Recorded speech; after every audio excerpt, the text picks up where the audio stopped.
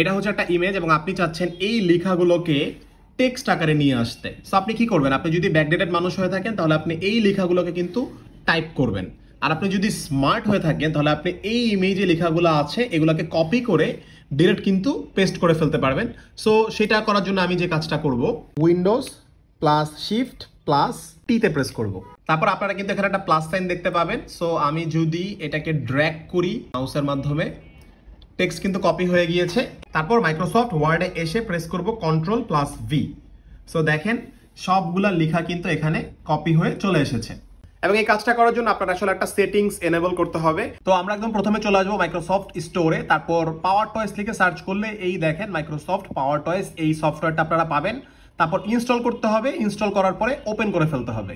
Open করার পর এই দেখেন ড্যাশবোর্ডের এখানে একদম নিচে চলে আসবেন, এখানে একটা অপশন আছে দেখেন টেক্সট এক্সট্রাক্টর, এটাকে আমি এনেবল করে দিব। তারপর এখানে কিবোর্ড ম্যানেজার এটাকেও কিন্তু এনেবল করে দিব।